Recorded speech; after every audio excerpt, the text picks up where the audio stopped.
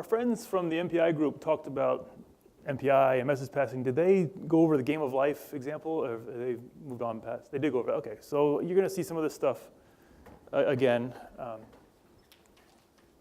Sorry about that, but it's just that it's a self-contained, easy to describe example, right? I can't really, in half an hour, talk to you about computational fluid dynamics or weather forecasting or supernova explosions, but I can explain finite state automaton in a few minutes. And the techniques are still going to apply, and the techniques and the challenges are going to apply in all kinds of domains. The need to deal with ghost cells and neighbors and partitionings. So thanks for your patience with the sort of repeat of some earlier material. But then we'll quickly get into how this simple programming challenge poses some I/O problems that we can fix a couple different ways. We'll talk about 3 or 4 different ways to do this this I/O here.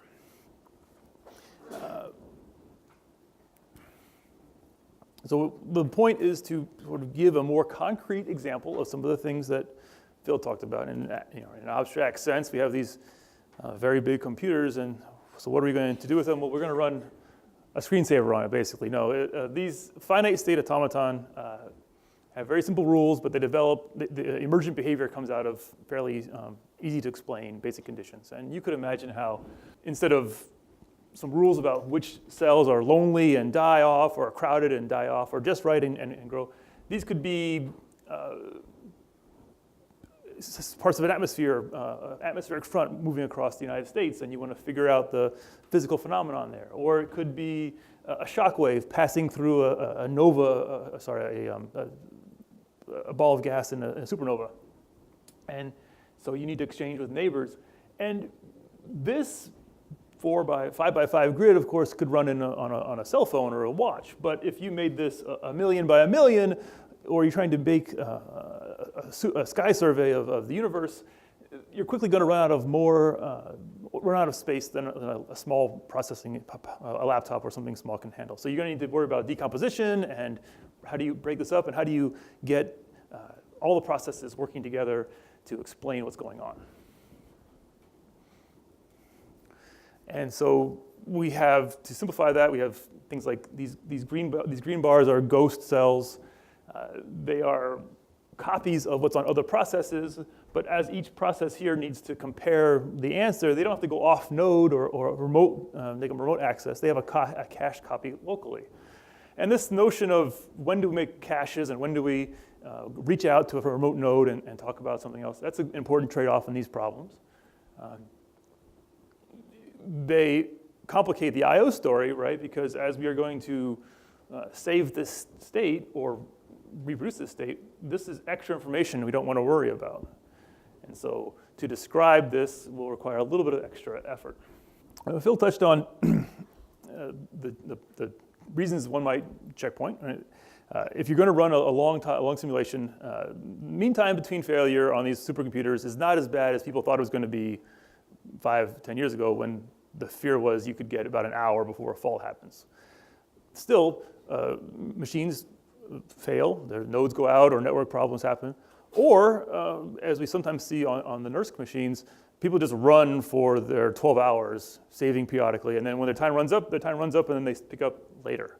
All right, this is, so there's all kinds of reasons why you might want to save your state. And also, if you're doing visualization, right, you're going to periodically save a frame of a movie so you can go back and play it out.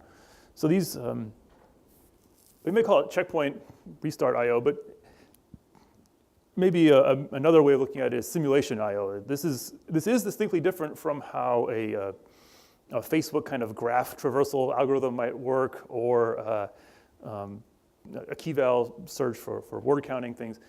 But this is a type of I/O that happens all the time on supercomputers and poses some certain challenges, right? Everybody's pretty much hitting this point at the same time. So you have, as Phil showed the schematic of Mira, you have hundreds of thousands of processing elements slamming away at the file system.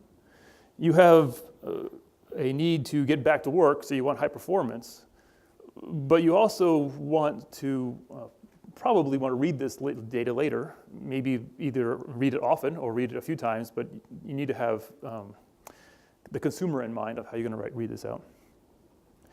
And in many cases, the person who is producing the checkpoint may not be the same person who's going to read the data, either because you are doing an experiment at one point and then come back to it a few years later when you're doing a study of all the different climate models for the IPCC annual reviews, AR, I think we're on AR6 now. Or you're passing off to your grad student to do all the work of figuring out what's in this data set. So whether you define it or a library like parallel.netcdf defines it, there's going to be some sort of structure to the data. Maybe you are just dumping out data structures from memory directly out to disk, but that still is some kind of structure. And then, so those are the points I went to.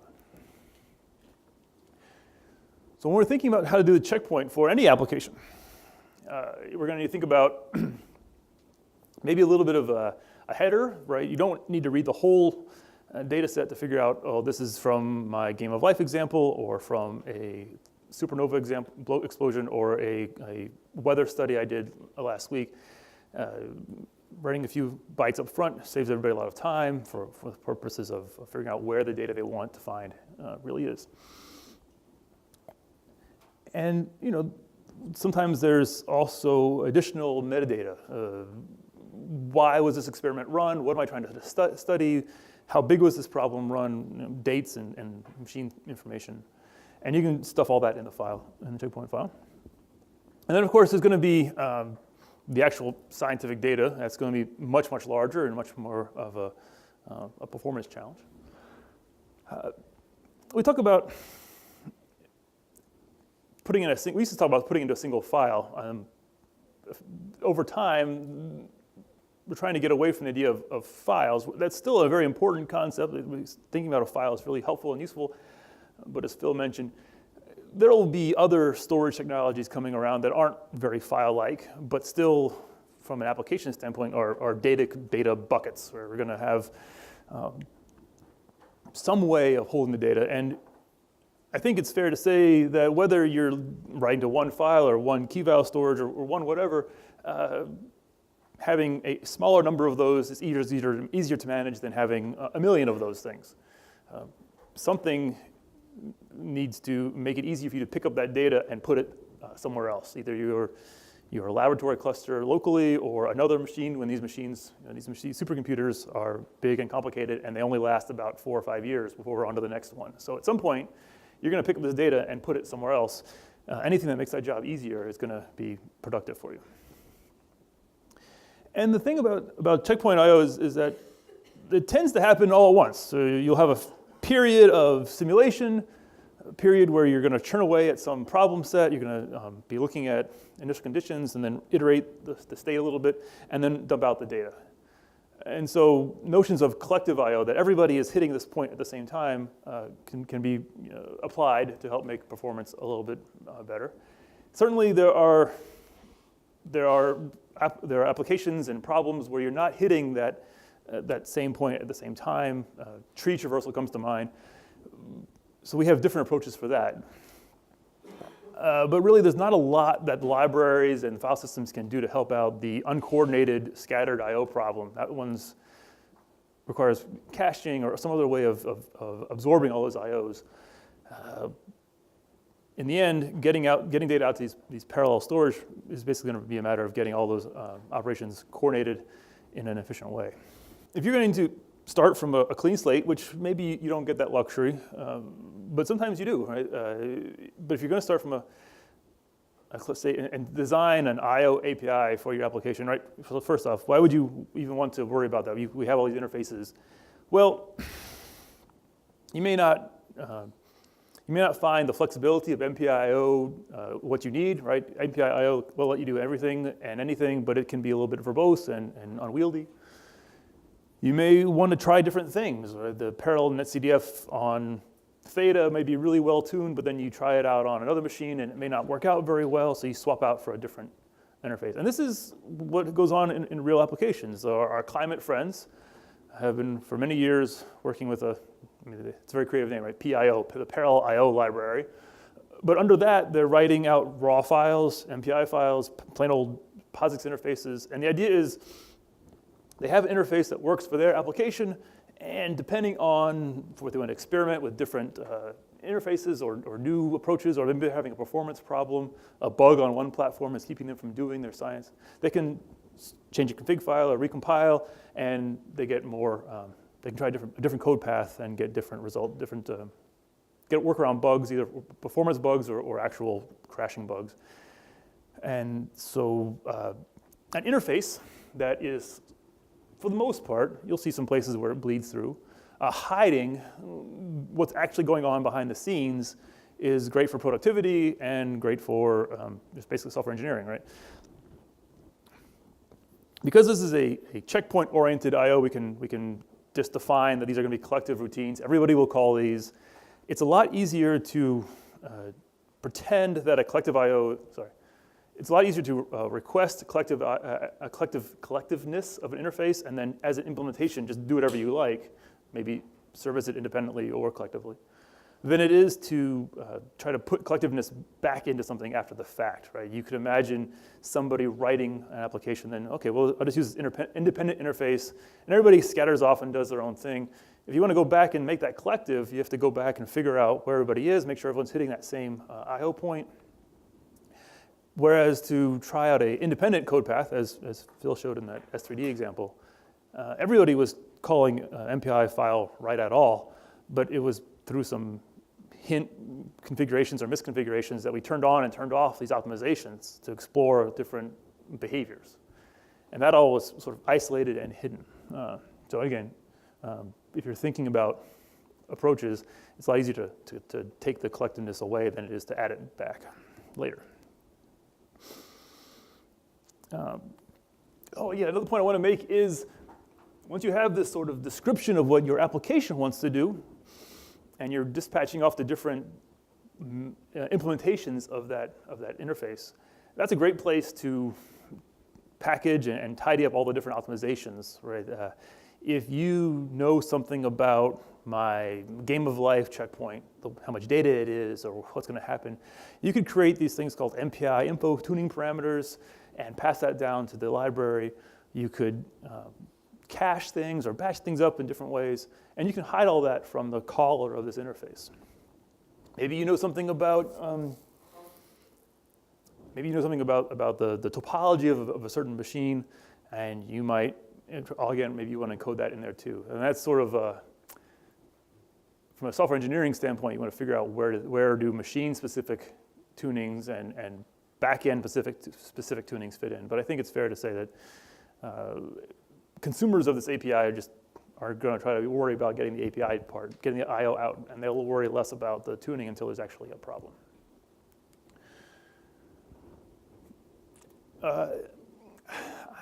How many of you are Fortran programmers? I know Fortran all the time, and I don't know anything else. There's a few people. Okay, so see, I'm the opposite. I don't know anything about Fortran, even though I'm supposed to know. All my customers use Fortran, and I should know more about it. And so when we give examples, it's all in C. So I'm really sorry about that if that's offensive. I hope not. But the concepts, right? Squint your eyes a little bit and look at the concepts. If you were to write a Fortran version of this routine, it would be a little bit different because multidimensional arrays are a thing in Fortran, and they're not really so much in C. But the ideas and concepts should come through, even though this is a C example. So some of this code, this interface, right? The whole point of this is to write a checkpoint. There'll be some helper routines to set things up and establish some other extra pieces of this interface. But the main part of it is writing a checkpoint. And the checkpoint has a description of how many rows and columns are in my space, an actual pile of data here, this matrix two-dimensional integer array, and a prefix describing where this checkpoint is going to live. And you'll note that this is described as a file name, not as a file itself or any other thing. We'll let the interfaces deal with how that data is stored, but spoiler alert, it's going to be a file in the file system. And again, I touched about this info parameter. That is a place where the interfaces bleed through a little bit. It's just that these info parameters are really useful. You just pass in keys that are strings and values that are strings, and libraries can then use that to either ignore them altogether or use them to apply different optimizations or set different cache sizes. The first example is kind of a silly I/O example. It's the I/O of just writing out to standard output. And of course, if you were to do this from every process, you'd have a big jumble. And dealing with standard input and standard output is a little bit weird on a cluster or a supercomputer or an MPI program.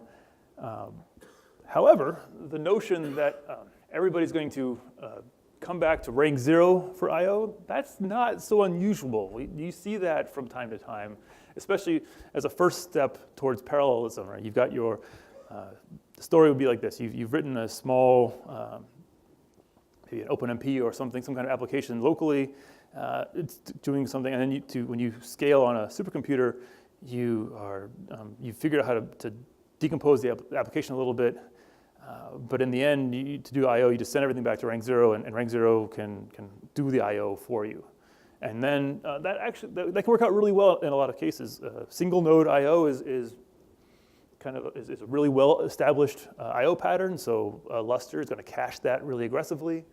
If you don't have a lot of I/O, right? I think our molecular dynamics friends, they churn away on a problem for a day, and then the answer is a number. I think it really is sort of like 65 is an answer for this. And you could do that from one process without a big deal. As Phil mentioned, sometimes the bigger I/O is only when you have larger amounts of I/O that you need to worry about parallelism and multiple processes writing out. I meant to mention this part. We've posted all the code. I'm going to talk about actual code on the wall, and we'll walk through what happens, actual computer programs doing this stuff. If you like working with code firsthand, you should go ahead and clone this repository. You can find a bunch of different examples. You get a jump start on the break and evening materials. Or you can walk through it with me. We'll call out where these examples are. Yeah, this Git repository has the examples I'll talk about and some examples that Phil will talk about, and we try to put in our burst buffer and other examples too, SNet and GridFTP examples here. So, right, so if you're the kind of person who's, I've been through lectures like this, right? You get a little bored, you space out a little bit, you're checking your email or whatever. Well, how about instead of checking email, right, you could compile and test out some code, and then I won't be so offended when I look over and say, hey, that guy's not really paying attention to me. I'll just assume you're all working away on these programs.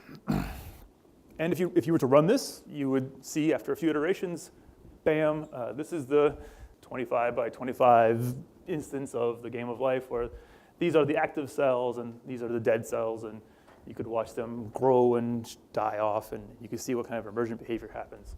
Really great for humans, not so great for parallel file systems, but again, if you want to know what's going to happen, the standard output version can give you sort of a view into what's going on. You know, a human readable version of all these binary file formats is definitely something that we worry about in our I/O APIs, ParallelNet CDF, HDF5. All of these interfaces have some way of displaying to you what's going on in this otherwise kind of opaque structure. So as I walk through the code, and if you can see here, it's called the standard out version. We'll talk a little bit about the MPI structures we're setting up and some of the concerns that this program would have. We're talking, the interface talks in terms of the logically global interfaces. As processes decompose and work on their own piece of it, they're going to be operating on chunks of this global state. But when we produce the output file or output picture, we're going to be contributing our piece to the global puzzle. And so whether we're running on one process or a million processes, the interface is going to look the same. We don't have one interface for serial, one interface for 10 processes, and one interface for 1,000 processes. In fact, I don't think the interface even has the notion of number of processes. That decomposition happens under the hood. The output, again, we're writing a single kind of output, and whether we're writing from one process or 1,000, it's going to be the same process. Certainly, you can imagine a checkpointing or a state-saving application that wrote one file per process. Okay, no problem. When you restart that process, what are you going to do? If you're restarting from fewer than, so you generate 1,000 checkpoint files for this file per process approach. If you're restarting with 1,000 files, okay, great, everybody reads in their own data. If you're restarting with 15 processes, well, now you got to figure out how are you going to restore and recreate that state. You can solve that whole problem if you just create a single logical container.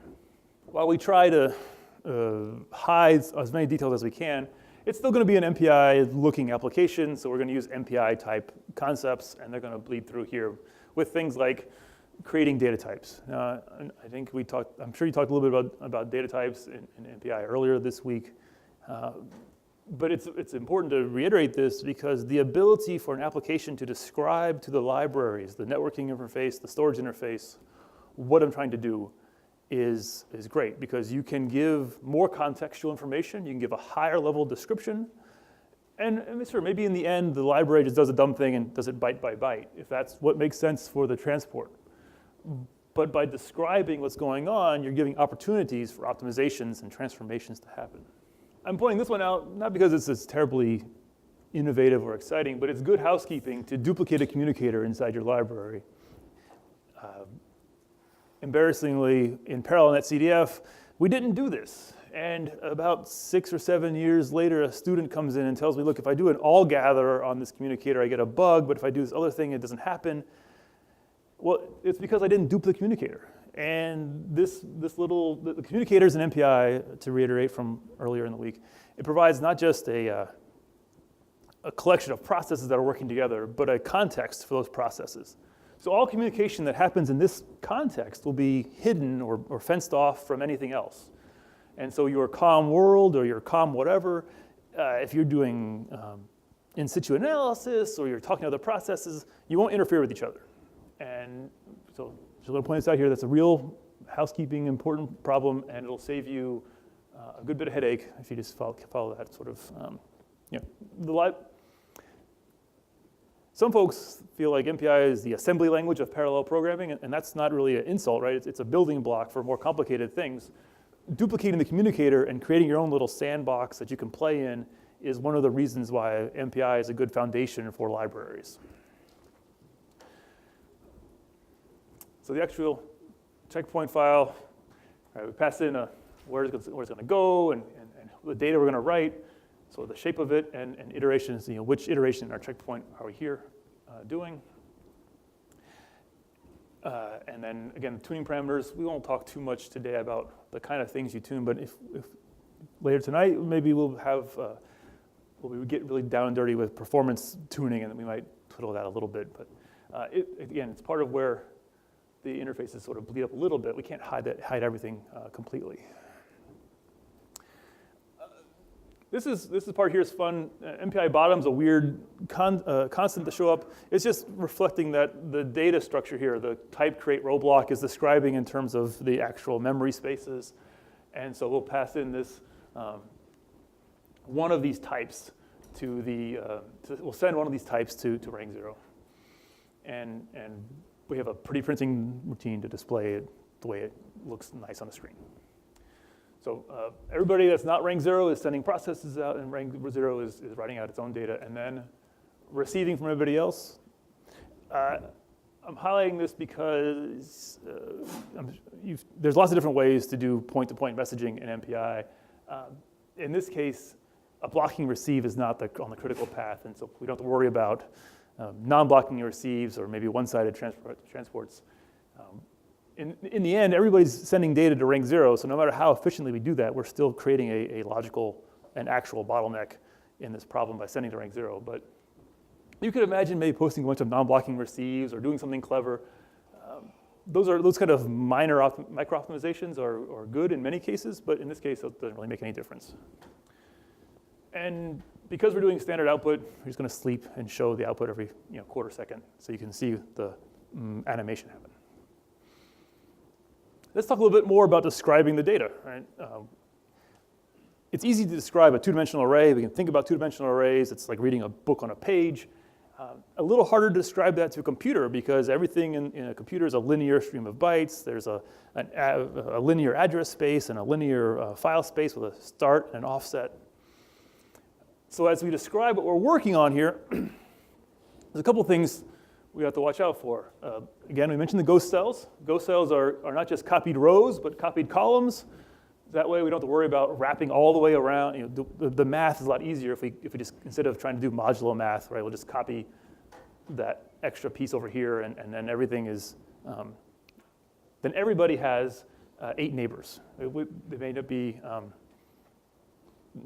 0 or maybe, depending on your boundary, you can, every application will define its boundary conditions differently, but in this case we can set up some boundary conditions. But the important thing is we're not writing this stuff.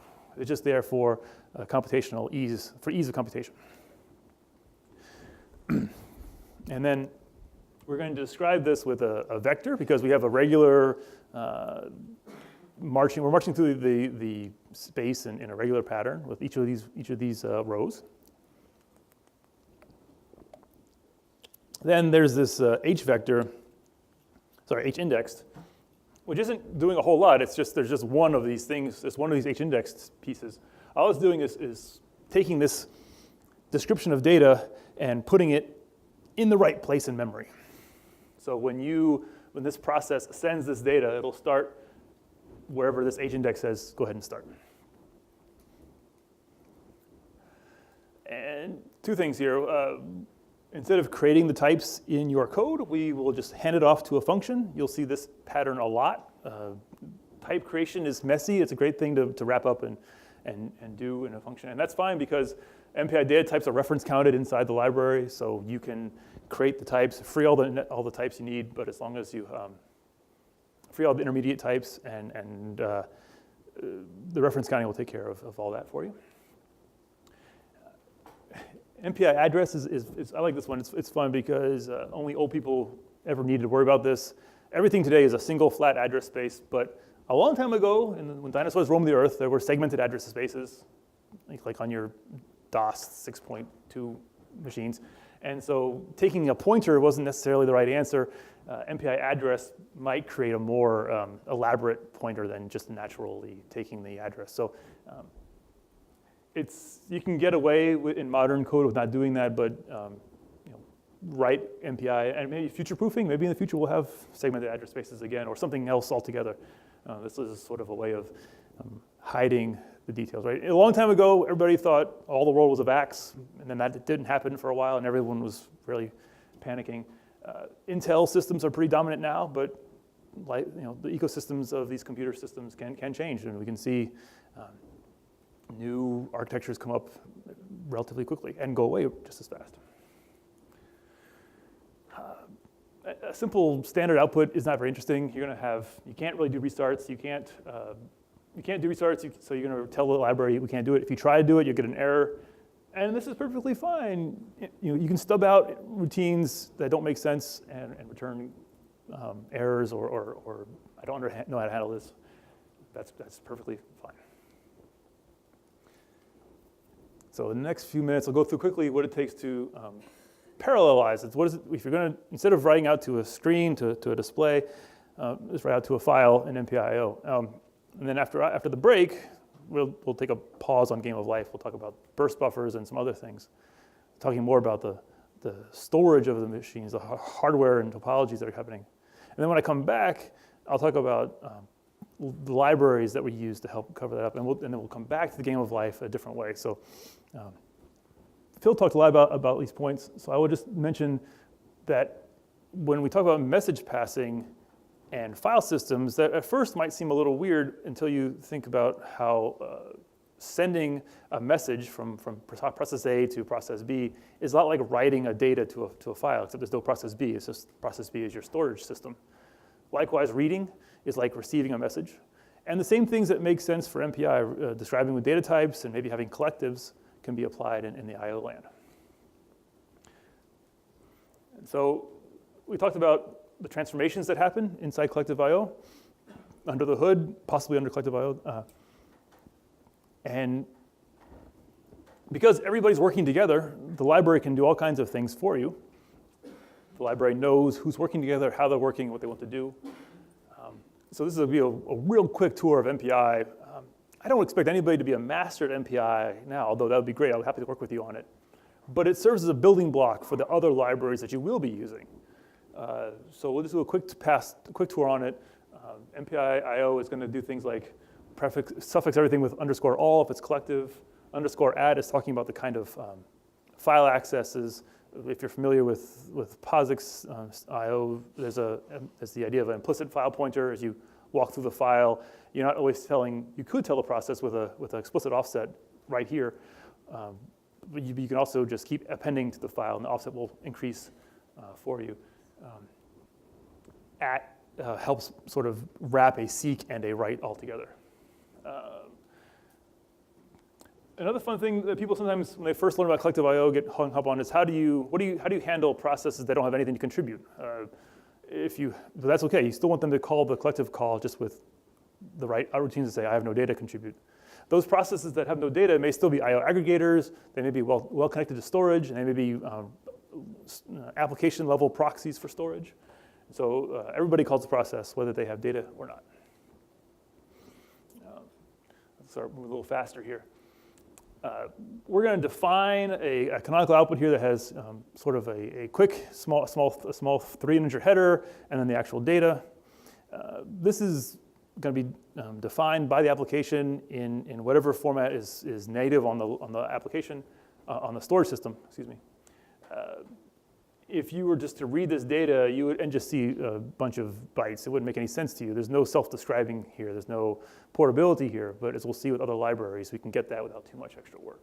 This is all the same. We still have ways of creating MPI data types, and we still have the same interfaces here, except now we can actually restart the data. We don't need to bail out there.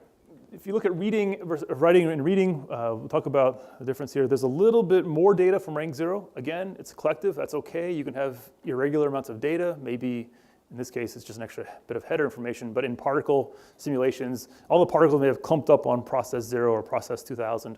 That's OK to have different data. The library can sort out all that for you. Reading.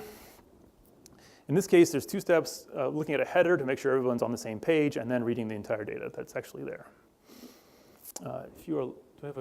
So again, the comments in the code will tell you page 3 through 6, walking through here.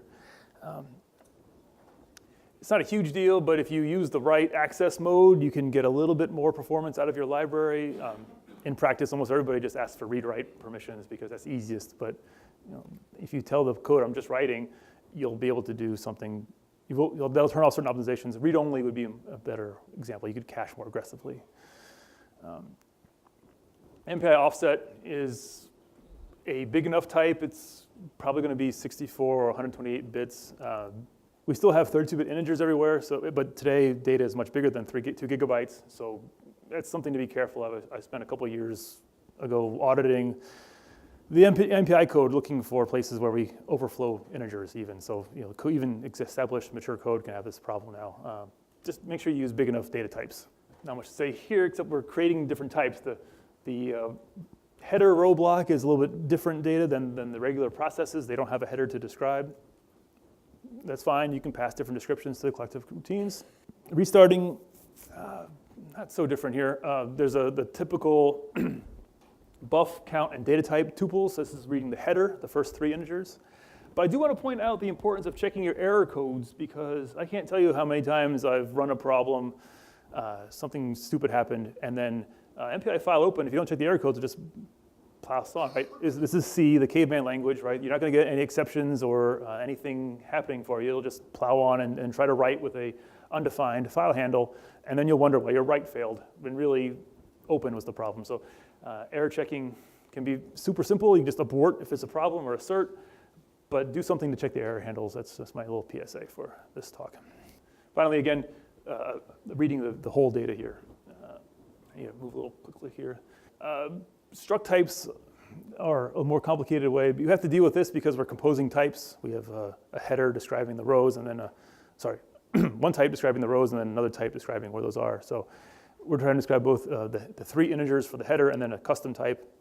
That's when you need to use a struct type. There's really a lot more stuff in MPI-IO, but the important things here are that it's still thinking of terms of a linear stream of bytes, and so it takes a little bit of extra effort to describe things like multidimensional arrays.